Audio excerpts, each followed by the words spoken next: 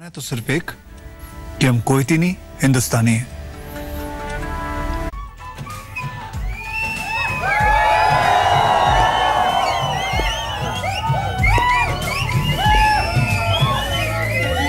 नमस्कार, आप देख रहे हैं आज तक। आपके साथ मैं हूं अंजना ओम कश्यप। हाँ, अक्षय कुमार है हमारे साथ। 2 अगस्त 1990 जब इराक के तानाशाह सद्दाम हुसैन ने अचानक कुवैत पर हमला कर दिया था, मौत से बदतर जिंदगी हो गई थी वहां पर लोगों की। 1,70,000 हिंदुस्तानी वहां पर मौजूद थे। कौन बना हीरो? किसने उन्हें वापस हिंदुस्तान की मिट्टी दिलाई? और कैसे ये पूरा सबसे बड़ा शायद ह्यूमन इवैक्यूएशन का मामला आया था, जिसके बारे में देश बहुत कम जानता है। देशभक्ति का जज्बा फिल्म पर्दे पर, और अक्षय कुमार हमारे साथ स्टूडियो में। तालियों से स्वागत कीजिए अक्षय कुमार का। निम्रत कौर का स्वागत कीजिए। और इस फिल्म के डायरेक्टर राजा कृष्णन मेनन हमारे साथ यहाँ पर मौजूद है। तालियों से इन सभी का स्वागत कीजिए।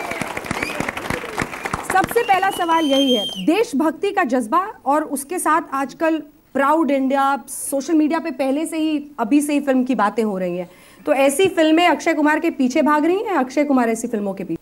वैसे तो पूरी पिक्चर ही लोगों को छूनी चाहिए, क्योंकि एक रियल कहानी है, ट्रू स्टोरी है।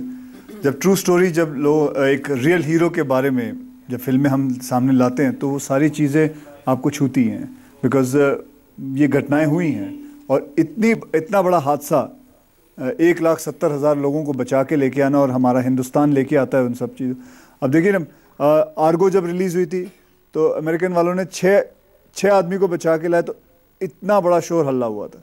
और हमारी कहानी देखिए, 1,70,000, that means how big is that, and nothing gets bigger than this. तो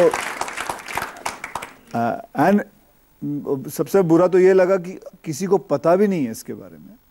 हम अपने चीज़ों को, अपनी जो अच्छाइयाँ, उसको कितना हम ग्रांटेड ले लेते हैं। कोई चीज़ बुरी होती है तो हम जोर जोर से चिल्लाते हैं कि ये नहीं हो रहा है इस देश में, ये नहीं हो रहा है इस देश में, ये नहीं हो रहा है, वो नहीं हो रहा है। लेकिन जब कोई अच्छी चीज़ होती है तो मतलब इट टेक्स टाइम, लोगों को बताने में कितना टाइम लग जाता है। तो आई एम श्योर कि आई होप हमसे ये फिल्म लोगों को अच्छी लगे और दिल को भाए, and it's an honest film, and that's it.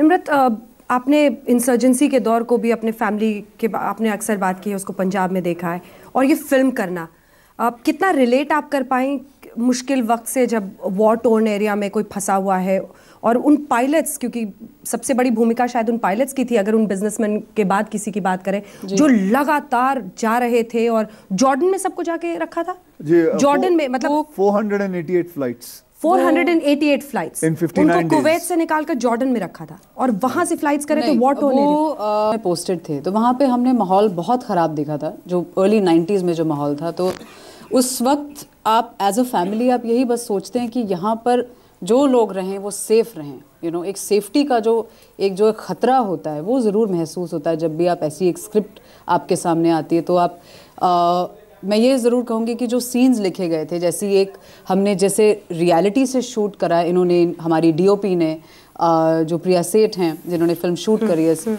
और जिस तरीके से जो सीन्स फिल्माए गए हैं वो बहुत रियल हैं और बहुत ही दिल दहलाने वाली सिचुएशंस हैं। आपको ऑलमोस्ट इन सिचुएशंस, कुछ सीन्स में ऐसा लगेगा ही नहीं कि वहाँ पे कैमरा है, आपको लगेगा कि आप वहाँ पहुँच ही गए हैं और आपके सामने ये सब हो रहा है। मैंने फिल्म देखी थी तो मुझे भी यही बार बार ऐसा लग रहा था। और एक सेंस ऑफ ट्रायम्फ है इन दी एंड, एक जो ह्यूमन स्पिरिट की जो एक जो जीत होती है, वो जो एक सेंस है, जो एक लास्ट 15-20 मिनट जो आपको एक सेंस ऑफ प्राइड और एक ट्रायम्फ आती है, वो आप अपनी सीट से खड़े होकर बस ताली बजाना चाहेंगे, ऐसा मैं ज़रूर कहूँगी। ऐसी फिल्म डायरेक्टर के नज़रिए से बहुत चैलेंजिंग रही होगी, इसलिए मैं 3-4 सवाल हैं उनको एक साथ क्लब करना चाहती हूँ। एक तो किस तरह की ब्रीफ आपने दी, बिकॉज अक्षय कुमार, और हालांकि बहुत सीरियस फिल्में ये आजकल कर रहे हैं, लेकिन ऐसी फिल्म अपने आप में बहुत चैलेंजिंग है, क्योंकि आपको सब कुछ रिक्रिएट करना था, और उसमें आप अफोर्ड नहीं कर सकते हैं कि आप कुछ नकलीपन दिखे।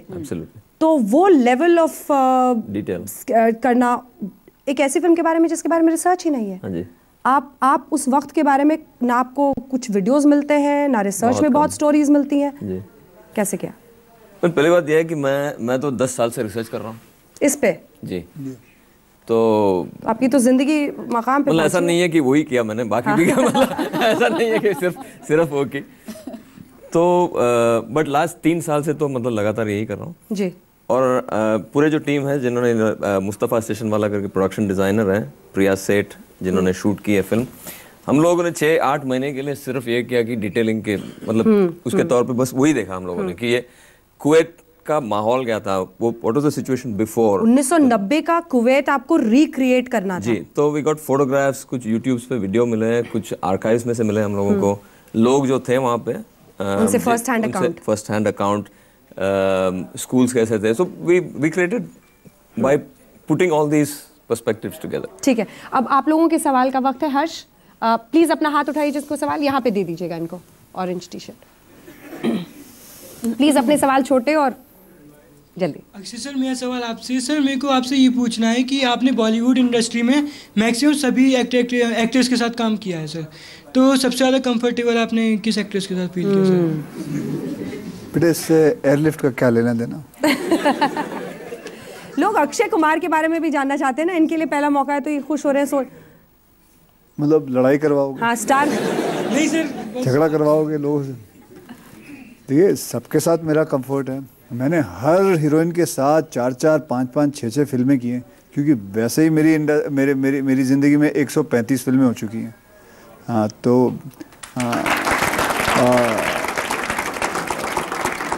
so my comfort level with everybody is a lot. I mean, I have enjoyed working with this lovely lady here. Sir अगर आपको हॉरर मूवी का मौका मिले तो आप करोगे?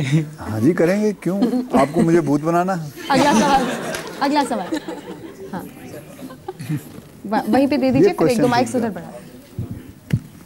Hello sir. सर सबको पता है कि एक साल में अगर सबसे ज़्यादा मूवीज़ कोई एक्टर करता है तो वो है अक्षय कुमार।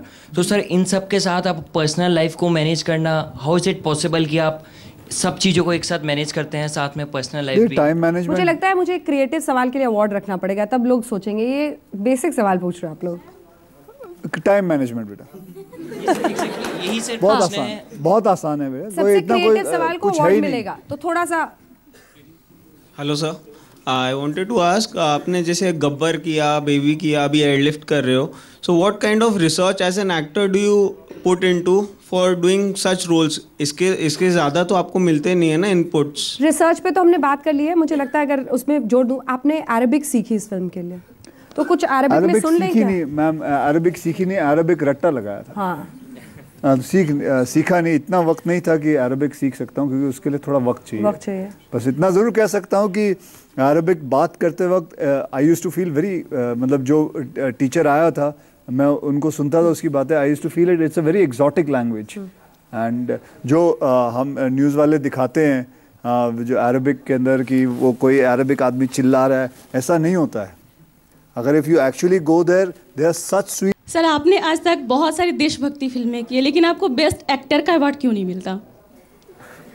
जी बेस्ट एक्टर का इसलिए नहीं मिलता क्योंकि जब परफॉर्मेंस करना होता है अवार्ड नाइट के अंदर, मैं पूरे पैसे मांगता हूँ, आधे नहीं मांगता।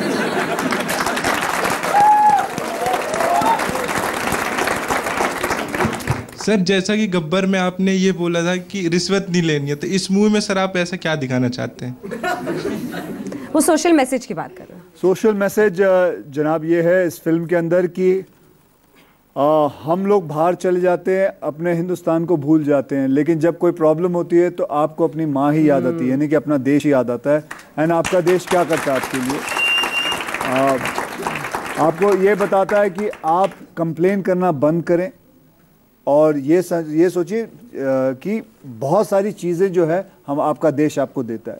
ठीक है, कुछ लोग गलत हैं, कोई गलत काम होते हैं, चाहे थोड़ी बहुत रिश्वतखोरी होती है, बहुत सारी चीज़ें गलत होती है, but at the end of the day आपका देश आपके लिए बहुत कुछ करता है।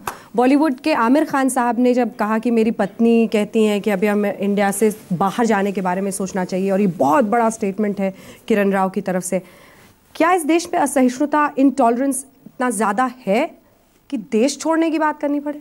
मुझे लगता है हमारे देश में टॉलरेंस बहुत है, बहुत टॉलरेंस है, बहुत टॉलरेंस, ऑपोजिट है उसका। मेरे हिसाब से मैं समझता हूँ टॉलरेंस बहुत है। और वैसे भी हम we Indians are known for this, we Indians are known for it.